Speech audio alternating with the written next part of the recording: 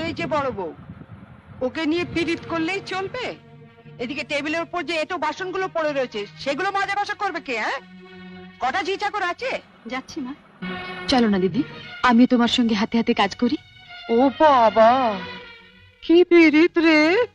উহ, দেখবো দেখবো কত কাজ করতে পারো।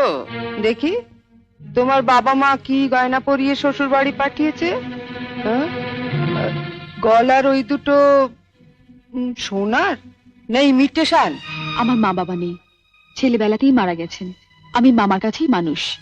ও, মা বাবাকে খেয়ে বসে আছো? ধন্যি মেয়ে। এখানে এসে আবার তো নতুন করে মা পেলাম। ও বাবা, কি কাব্য মারা কথা রে বাবা! শিখে নাও মেজো বউ, শিখে নাও। আমার বাবা ওসব ন্যাকামি আসে। না, খোলো দেখি হাতটা। দেখি দেখি দেখি দেখি, ছোট বউয়ের মুখখানা দেখি। তোকে আবার কি খবর দিল? বা, রন্টুর বউ ভাতে যাবো বলে তৈরি হচ্ছে, হঠাৎ তনু গিয়ে বলল, তা মা, তোমার ছোট বউয়ের মুখখানা তো বেশ।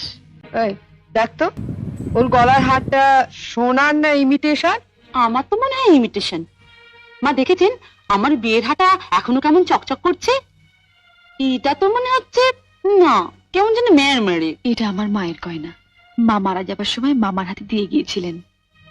এই সুটকেসে আরো আছে। দেখি দেখি দেখি, সরো সরো সরো না, বাপের বাড়ি থেকে কি আনলে দেখি।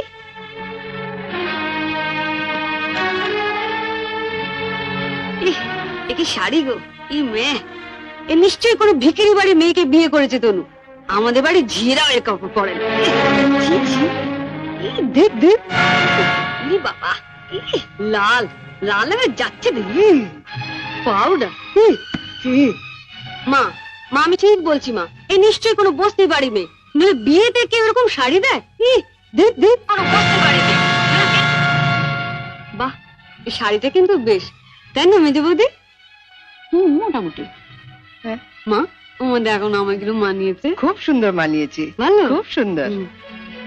আমি এই শাড়িটা নিয়ে যাচ্ছি, রন্টুর বউ ভাতে পরে যাব। শোনো, রাত্রিবেলায় ভালো করে আমি এসে সুটকেসটা ঘেটে দেখবো, কিছু যেন শরীর রেখো না। মা, নজর রেখো। শাড়িটা রেখে যাও। রেখে যাবে মানে? শুনলে না, ও এটা পরে ওর বন্ধুর বউ ভাতে যাবে। বউ ভাতে যাবে? নিজের শাড়ি পরে যাক। বড়লোক বাড়ি বউ ভিখিরি মেয়ের শাড়ি ধরে টানাটানি করছে কেন? ও মা, মেয়ের কি চোপা গো! আসতে না আসতে। আমি বলছি শাড়িটা ছাড়ো। না, আপনার মেয়ে না বলছিল আমার মামা যেসব শাড়ি দিয়েছে তা নাকি ওদের বাড়ি ঝিও পড়ে না। মামা, আপনি আপনার মেয়ের বিয়েতে এমন একটা শাড়িও দিতে পারেননি যেটা পরে রন্টুর বউ ভাতে যেতে পারে? আপনি তো দেখছি মা আমার মামার চেয়ে বেশি বিক্রি। কি কি বললে তুমি আমার মাকে? বুকে খুব বাজলো না? ঠিক আমার বুকেও এমনি করে বেজেছিল যখন তুমি আমার পিতৃতুল্য মামাকে বিক্রি বলেছিলে। চুপ কর ছোট। না, তুমি তো যত নষ্টের গোড়া। ও আসার সঙ্গে সঙ্গে 7 তাড়াতাড়ি কেন নিজের ঘরে নিয়ে এলে এবার বুঝতে পারছি। এর মধ্যে ওর কালে বিষ ঢেলে দিলে। দিদি কোথায় বিষ পাবি যে ঢালবে? আপনি আর আপনার মেয়ে তো বিষের জমিদারি নিয়ে রেখে দিয়েছেন। ছোট, শাড়িটা দিয়ে দে। না, আমার মামা খুব গরিব, বিয়েতে আমাকে ভালো শাড়ি না দিতে পারলেও এই শাড়িটা অনেক কষ্টে কিনে দিয়ে বলেছিলেন বাড়ি যিনি গুরুজন তার পায়ে দিয়ে প্রণাম করো।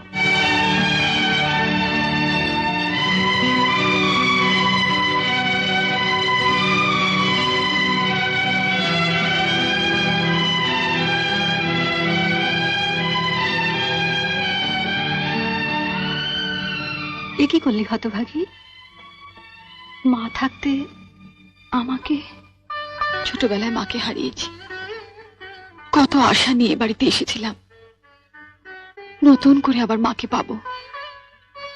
কিন্তু বড়দি, ওনার যা মূর্তি দেখলাম এ তো মায়ের মূর্তি নয়।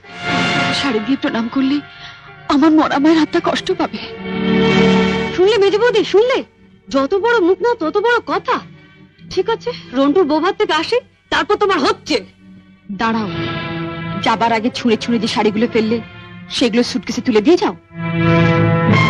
তুমি বড়লোক বাড়ির বউ, তোমার বাড়িতে 10-20টা ঝি থাকতে পারে, কিন্তু এই বাড়িতে তো ঝি নেই, তাই কাজটা তোমাকেই করে যেতে হবে।